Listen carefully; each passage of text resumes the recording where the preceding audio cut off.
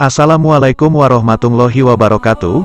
Pada kesempatan kali ini, Islam Fisabilillah akan membahas kisah azab kepada pelaku tragedi Karbala dunia dan akhirat. Tanpa berlama-lama kita langsung saja ke kisahnya. Sayyidina Husain bin Ali radhiyallahu anhu adalah cucu kesayangan Nabi Muhammad sallallahu alaihi wasallam, yang merupakan putra dari Sayyidah Fatimah Az-Zahra dan Sayyidina Ali bin Abi Thalib radhiyallahu anhu. Kedudukan Sayyidina Husain radhiyallahu anhu adalah kedudukan yang luhur yang tak mungkin dicapai, kecuali oleh ayahnya, ibunya, kakaknya, serta para imam yang merupakan putra-putra keturunannya. 1 tahun sesudah kelahiran Sayyidina Hasan radhiyallahu anhu, cucu Rasulullah sallallahu alaihi wasallam, pada tanggal 3 Sya'ban tahun keempat Hijriah, Rasulullah sallallahu alaihi wasallam menerima kabar gembira dengan kelahiran cucu keduanya, Sayyidina Husain radhiyallahu anhu.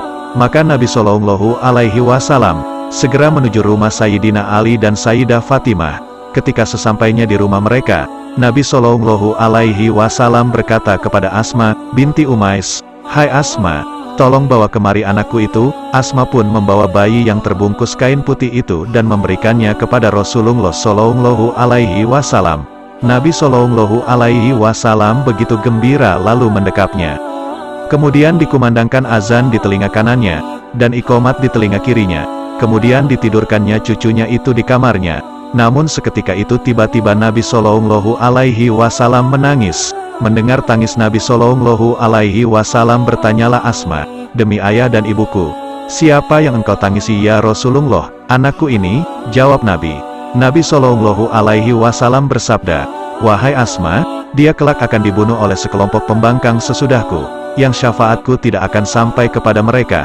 Kemudian Rasulullah sallallahu alaihi wasallam melanjutkan, "Wahai Asma, jangan engkau sampaikan apa yang kukatakan tadi kepada Fatimah, karena dia baru saja melahirkan." Dalam kitab Hukbah min at-Tarikh, Syekh Dr. Utsman Ibnu Muhammad Al-Hamis Al-Tamimi mengatakan, suasana Karbala kala itu semakin mencekam menjelang fajar yang terbit di tanggal 10 Muharram.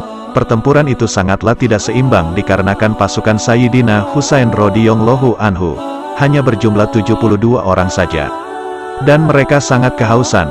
Meskipun demikian, Sayyidina Husain radhiyallahu anhu tetap berdoa dan bersiap menghadapi 4.000 pasukan Umar bin Sa'ad. Dalam pertempuran sengit tersebut tubuh Sayyidina Husain radhiyallahu anhu dihujani dengan banyak anak panah.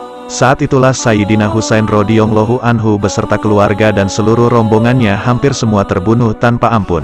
Selain dihujani anak panah dan tombak, kepala Sayyidina Husain radhiyallahu anhu juga dipenggal dan diserahkan kepada Yazid bin Muawiyah. Tragedi terbunuhnya Sayyidina Husain radhiyallahu anhu secara syahid itu dikenang oleh umat Islam sebagai tragedi Karbala. Namun ada karomah Sayyidina Husain radhiyallahu anhu yang tampak setelah syahidnya sang cucu kesayangan Nabi Muhammad sallallahu alaihi wasallam, yaitu dalam buku Kisah Karomah Para Kekasih Allah karangan Syekh Yusuf bin Ismail An-Nabhani. Ibnu Syihab Az-Zuhri menuturkan bahwa semua orang yang terlibat dalam pembunuhan Sayyidina Husain radhiyallahu anhu mendapat siksa di dunia. Di antaranya mereka semua ada yang dibunuh, buta matanya, wajahnya menghitam, dan kehilangan kekuasaan dalam waktu singkat. Di antara yang mengalaminya adalah Abdullah bin Hashim. Hal ini dikemukakan oleh Imam Al-Syali Balawi dalam kitab Al-Masiru Al-Marwi. Ketika pihak Yazid bin Muawiyah dan Sayyidina Husain radhiyallahu anhu berperang, dan mereka menghalangi Husain untuk mendapatkan air, Abdullah memanggil Husain lalu berkata, "Hai Husain, tidakkah kamu lihat air itu seolah-olah berada di tengah-tengah langit? Demi Allah, kamu tidak akan merasakan setetes air pun sampai kamu mati kehausan." Kemudian Sayyidina Husain radhiyallahu anhu berdoa, "Ya Allah, semoga dia mati kehausan." Lalu Abdullah meminum air itu tanpa henti. Tetapi dahaganya tak juga hilang sampai ia mati kehausan. Ibnu Hajar berkata dalam kitab Al-Sawaik, ketika Sayyidina Husain radhiyallahu anhu berdoa saat hendak meminum air yang dibawanya, tiba-tiba seseorang lelaki dikenal sebagai seorang penakut memanah Sayyidina Husain radhiyallahu anhu.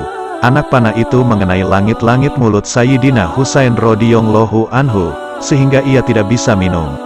Lalu Sayyidina Husain radhiyallahu anhu berdoa, "Ya Allah, berikan rasa haus kepadanya." Maka orang yang keji itu berteriak-teriak karena perutnya kepanasan dan punggungnya kedinginan. Dia terus berteriak dan berkata, "Beri aku minum." Lalu ia diberi satu wadah besar berisi arak, air, dan susu. yang cukup untuk 5 orang. Ia meminumnya tapi ia tetap berteriak kehausan. Ia diberi minum lagi dengan seukuran semula, namun ia meminumnya sampai perutnya kembung seperti perut unta.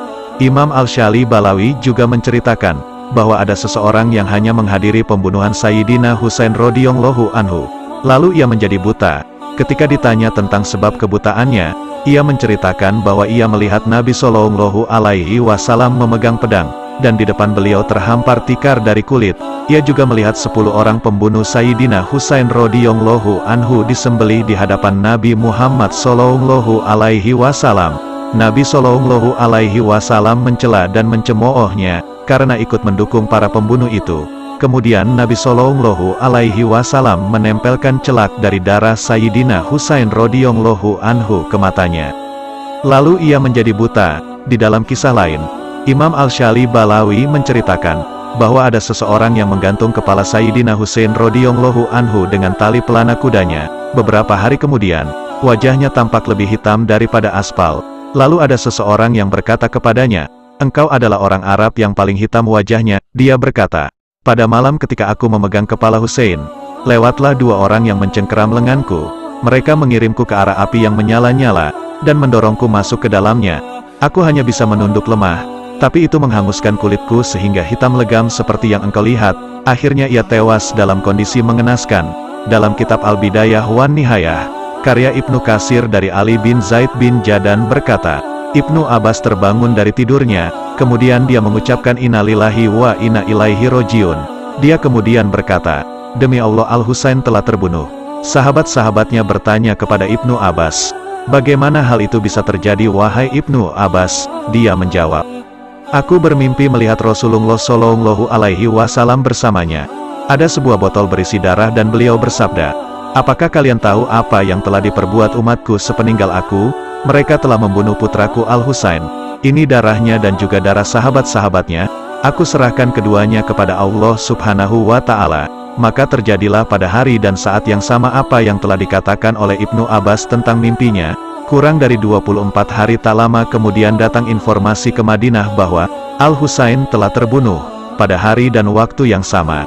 Dari Asma ia berkata, "Aku masuk ke rumah Ummu Salamah. Saat itu ia sedang menangis. Kemudian aku bertanya kepadanya, 'Apa yang membuatmu menangis?' Ia menjawab, 'Aku bermimpi melihat Rasulullah Shallallahu Alaihi Wasallam, sedangkan di atas kepala dan janggutnya penuh dengan tanah.' Aku pun bertanya kepadanya, 'Ada apa ya Rasulullah?' Beliau bersabda, 'Baru saja aku menyaksikan peristiwa pembunuhan Al-Husain.'" 2 riwayat itu menegaskan bahwasanya setelah Rasulullah Shallallahu Alaihi Wasallam wafat, Rasulullah Shallallahu Alaihi Wasallam tetap menyaksikan pembunuhan terhadap cucu kesayangannya Sayyidina Husain radhiyallahu anhu. Sebagaimana kabar dari mimpi yang dialami sahabat dan juga istri Nabi Shallallahu Alaihi Wasallam yaitu Ibnu Abbas dan Ummu Salamah. Dalam Sahih Al-Turmizi dari Yala bin Murrah, Nabi Shallallahu Alaihi Wasallam bersabda, "Husain merupakan bagian dariku, dan aku merupakan ujian darinya.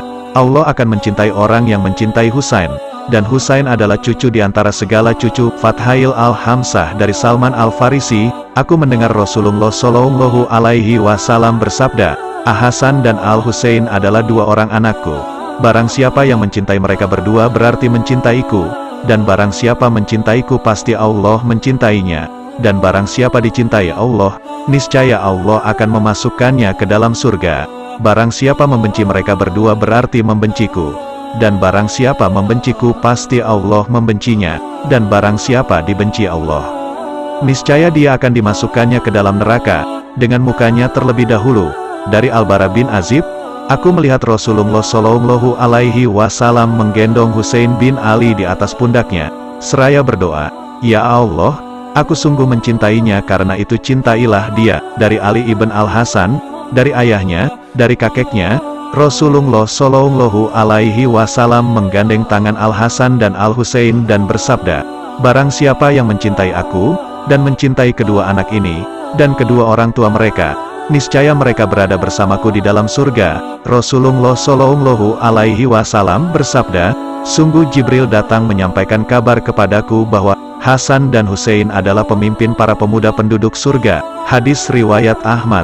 Sayyidina Husain radhiyallahu anhu adalah adik kandung dari Imam Hasan radhiyallahu anhu.